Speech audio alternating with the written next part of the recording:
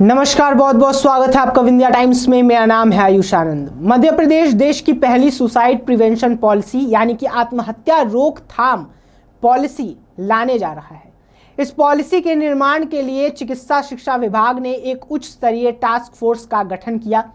चिकित्सा मंत्री विश्वास सारंग ने इसकी संभावनाएं पहले भी जताई थी और बीते शुक्रवार को सुसाइड प्रिवेंशन पॉलिसी की जानकारी देते हुए उन्होंने कहा कि वरिष्ठ मनोचिकित्सक से लिए गए सुझाव पत्र पर सरकार ने गंभीरता से गौर करते हुए इस पर काम शुरू किया है। इसके लिए एक टास्क फोर्स बनाई जाएगी जो देश के ख्याति लब्ध मनोचिकित्सकों की विधि विशेषज्ञों व समाज शास्त्रियों को शामिल कर बनाई जाएगी। इनका कार्य होगा कि यह आत्महत्या के पीछे के सभी पहलुओं को जैसे आर्थिक, सामाजिक, मनोवैज्ञानिक का विश्लेषण करते हुए हर घटक पर अध्ययन करेगी, जिसके बाद आत्महत्या रोकथाम रणनीति का एक विस्तृत डॉक्यूमेंट तैयार करने में इससे समस्या के विभिन्न पहलुओं पर विचार किया जाएगा, जो सामाजिक परिदृश्य को ध्यान में रखते हुए आगे आने वाले समय में इसके रोकथाम के लिए एक मील का पत्थर साबित होगा। अब आपको बताते हैं कि प्रदेश में आत्महत्या के क्या आंकड़े हैं। तो आपको बता दें कि नेशनल क्राइम रिकॉर्ड की ओर से जारी किए गए आंकड़ों के तहत देश में 2020 में 1,53,052 लोगों ने आत्महत्या की, जिसमें अकेले मध्य प्रदेश से 14,578 लोग शामिल थे। पूरे देश में प्रतिदिन 418 लोग आत्महत्या करते हैं, जिसके बाद प्रति लाख आबादी पर सुसाइड रेट 2019 के मुकाबले 10.4 से बढ़कर 11.3 हो गया है। आत्महत्या पर शोध करने के बाद आपको बता दें कि आत्महत्या पर शोध करने के बाद ये पाया गया कि आत्महत्या की एक घटना के साथ ऐसे 200 लोग होते हैं जो उसके बारे में सोच रहे होते हैं। वहीं 15 लोग इसका प्रयास पहले ही कर चुके होते हैं। आत्महत्या उत्पादक आयु वर्ग की मृत्यु की यह दूसरी सबसे बड़ी वजह है।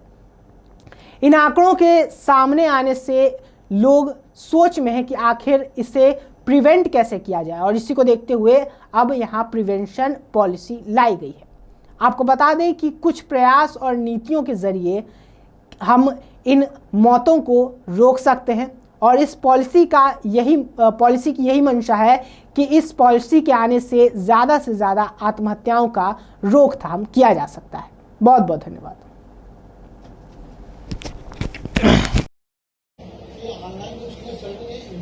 देखिए, आपने जैसा मैंने कमेटी के जो सदस्यों के जो नाम दिए उसमें एनएलयू के vice chancellor doctor Vijay Kumar ji भी हैं। तो इस संपूर्ण समस्या के कानूनी पहलू क्या क्या हैं उस पर भी हम रिकमेंडेशंस देंगे और उस पर भी विस्तृत रूप से हम विचार विमर्श कर रहे हैं। आपने जो बात बोली बिल्कुल ठीक है कि बहुत सारे ऐसे ऑनलाइन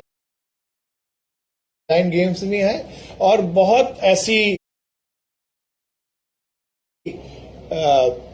समाज में ऐसे पहलू हैं जिन पर कानूनी रूप से भी हमें विचार करना पड़ेगा कि वो कहीं ट्रिगर के रूप में इस समस्या में आगे तो नहीं आते। इस पर हमारी जो कानूनी लोगों की समिति है वो विचार करेगी और वो रिकमेंडेशन देगी।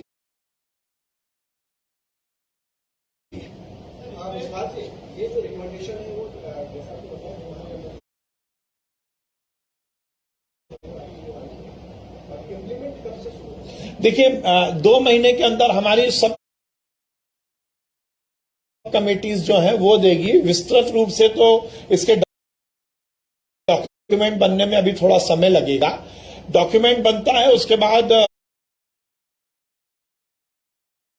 विभिन्न विभागों के साथ समन्वय करके ये सुनिश्चित किया जाएगा कि इसको हम इम्प्लीमेंट करें।